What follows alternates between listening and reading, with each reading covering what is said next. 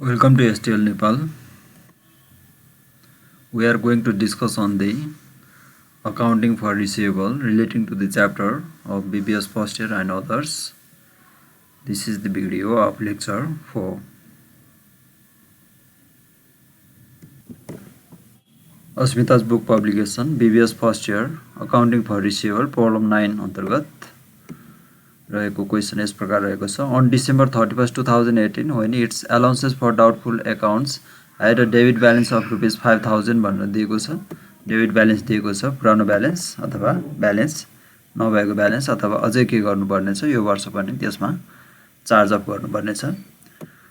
In the books of प्रसिन company भन्छ it estimates that the 9% of the account receivables balance for rupees 1 lakh will become uncollectible. 1 lakh मध्ये चाहिँ 9% चाहिँ के हुने भयो, अनकलेक्टेबल हुने भयो भन्छ. अनि in that year I an record a necessary adjustment to the allowances for the doubtful debts account भन्छ. नेसेसरी एडजस्टमेन्ट पास गर्नुपर्ने भयो डाउटफुल डेब्ट्स एकाउन्टको लागि अथवा अलाउन्सेसको लागि. On May 11 2017 it determined that Janak's account rupees 2000 was uncollectable and write off. जुन last year चाहिँ के गरेको रहेछ भने 2000 चाहिँ अनकलेक्टेबल हुने भयो भनेर चाहिँ रोट अफ गरेको रहेछ अथवा त्यसलाई के गरेको रहेछ, त्यसलाई एक्सपेन्सेसको रूपमा लेखेको रहेछ. अन जुन 12 2019 यो चाहिँ कहिलेको कुरा भने यो चाहिँ लास्ट इयरको भयो. अनि जुन 12 2019 मा चाहिँ Janak paid the amount of the previously write of.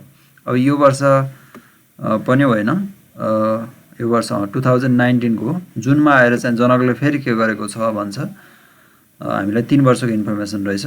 जनकले आएर 2019 मा चाहिँ राइट अफ गरेको एमाउन्ट जुन 2000 थियो पछि आएर चाहिँ उसले के गरिदिएको छ, तिरेको छ भनेको छ. त्यसको लागि चाहिँ जर्नल एन्ट्रिज फर डिसेम्बर 30 2018 अनि मे 2019 र जुन 12 2019 को लागि के गर्नुपर्ने छ, पास गर्नुपर्ने छ. फर्स्टमा हामीले के निकाल्नु पर्ने भयो भने फर्स्टमा चाहिँ हामीले इस्टिमेटेड ब्याड डेब्ट चाहिँ के हुन्छ भनेर, ब्याड डेब्ट चाहिँ कति हुन्छ अमाउन्ट भनेर चाहिँ निकाल्नु पर्ने.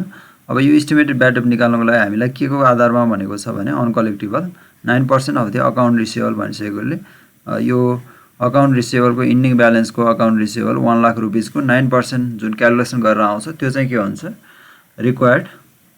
Required allowances, required ending allowances for the doubtful debts account हुन्छ. यो क्यालकुलेसन गरेर आएको. त्यसैले फर्स्टमा हामीले क्यालकुलेसन अफ इस्टिमेटेड ब्याड डेब्ट निकाल्नु पर्यो. इस्टिमेटेड ब्याड डेब्ट र यसको लागि इक्वेसन बनाए पनि हुन्छ, फर्मेटमा गर्दा पनि हुन्छ, टेबलमा पार्टिकुलर्स एमाउन्ट. अब यहाँ हामीलाई चाहिँ इन्डिङ रिक्वायर्ड इन्डिङ ब्यालेन्स चाहिँ कति चाहिने भयो, required ending balance of allowances for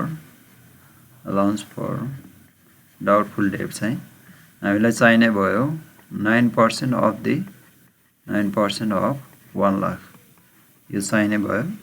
यो भनेको कति हुन्छ भने अनकलेक्टेबल भएको एस्टिमेसन यो हुने भयो 9000. अब यसमा चाहिँ लास्ट इयरकै के भनेको छ भने लास्ट इयरकै 5000 रुपिस चाहिँ के छ भन्छ डेबिट ब्यालेन्स छ भनेर दिएको छ. त्यसैले त्यसलाई पनि के गर्नुपर्ने भयो, यो वर्ष त्यो बराबर पनि यो वर्ष खर्च लेख्नुपर्ने हुन्छ अथवा चार्ज अफ गर्नुपर्ने हुन्छ. त्यसैले यसलाई पनि के गर्नु पर्यो, बिगिनिङ ब्यालेन्स एड गर्नु पर्यो. Beginning balance of allowance for doubtful डेब्ट account, allowance for doubtful debts account. यो एमाउन्ट दिएको छ 5000. यो टोटल गर्दाखेरि हुन्छ 14000. यो 14000 चाहिँ के गर्नु पर्यो, यो नै हुन्छ. देयरफोर इस्टिमेटेड ब्याड डेब्ट to be charged, estimated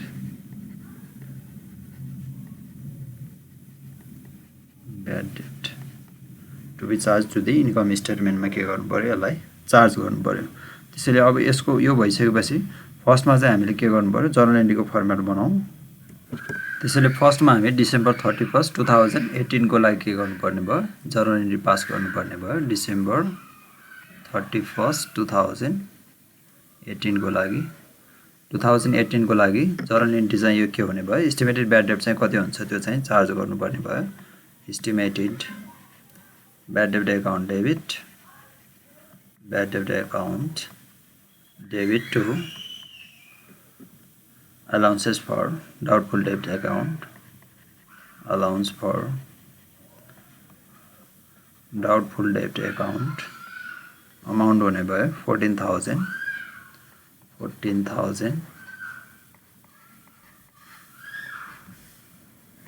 narration for estimated bad debt charge estimated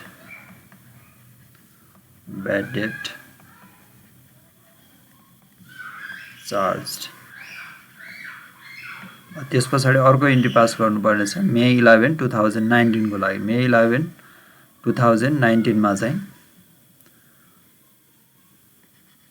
may 11 2019 may 11 2019 sorry 19 हैन होला यो 2017 होला 2017 मा चाहिँ 17 मा के भनेको छ भने यो चाहिँ जनकको चाहिँ अकाउन्ट चाहिँ 2000 चाहिँ के गर्न सकिएन अनकलेक्टेबल भयो त्यसैले चाहिँ के गरिएको थियो राइट अफ गरिएको थियो भनेको छ त्यसैलाई पास गर्नुपर्ने छ यो चाहिँ त्यसैले अब यदि डाइरेक्ट मेथड हुन्थ्यो भने के गरिन्थ्यो डाइरेक्ट राइट अफ गर्ने भए चाहिँ ब्याड डेब्ट अकाउन्ट अथवा ब्याड डेब्ट राइट अफ अकाउन्ट चाहिँ के गरिन्थ्यो डेबिट गरिन्थ्यो अनि अनकलेक्टेबल भएको डेप्टर्स अथवा अकाउन्ट रिसिभेबलबाट के गरिन्थ्यो क्रेडिट गरिन्थ्यो तर यहाँ चाहिँ के छ भने अलाउन्सेसको व्यवस्था गरेको छ अलाउन्सेसको व्यवस्था गरेको अवस्थामा के गरिन्छ त्यो particular allowances for doubtful debts अकाउन्टलाई नै के गरिन्छ डेबिट गरिन्छ allowance for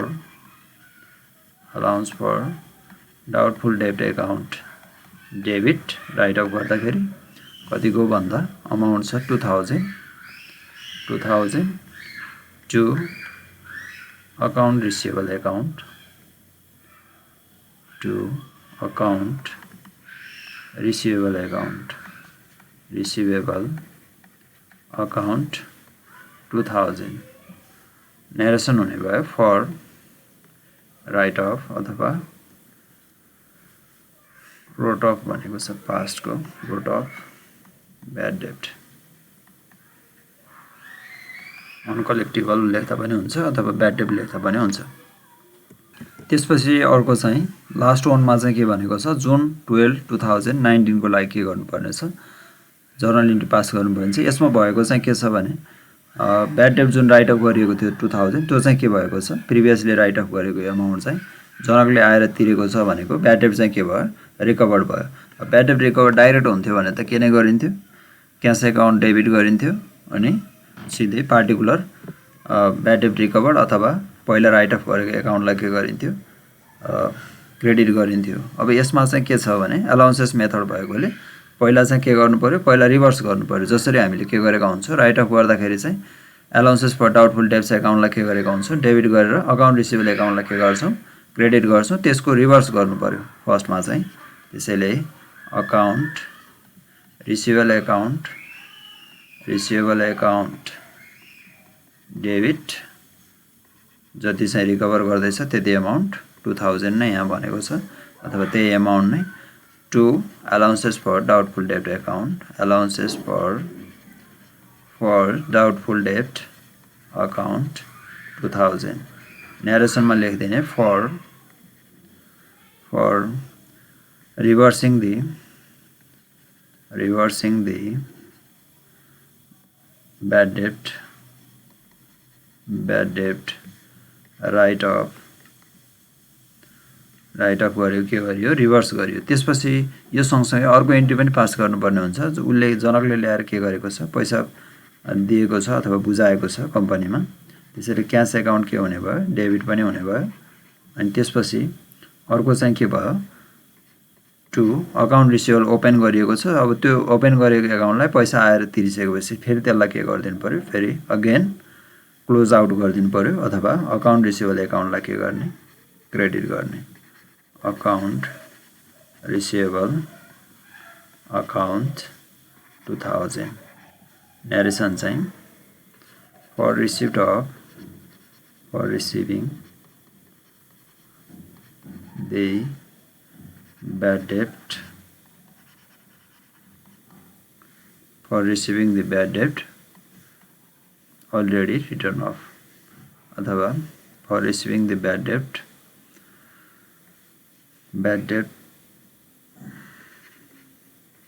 already write off अथवा wrote off। यसरी के गर्न सकियो हामीले चाहिँ एडजस्टमेन्ट एन्ट्री अथवा जर्नल एन्ट्री चाहिँ के गर्न सक्छौं, पास गर्न सक्छौं।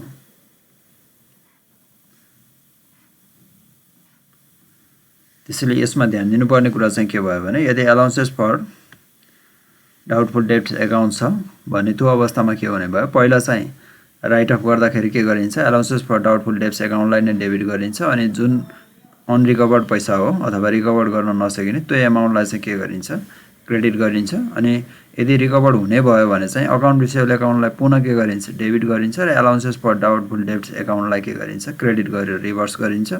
त्यसपछि जति पैसा प्राप्त हुन्छ त्यो एकाउन्ट क्याश एकाउन्ट चाहिँ के हुने भयो, क्याश अथवा बैंक एकाउन्ट चाहिँ डेबिट हुन्छ भने अकाउन्ट रिसिभेबल एकाउन्ट चाहिँ अब पर्मानेन्टली क्लोज हुने भयो, त्यसैले के गरिन्छ, क्रेडिट गरिन्छ।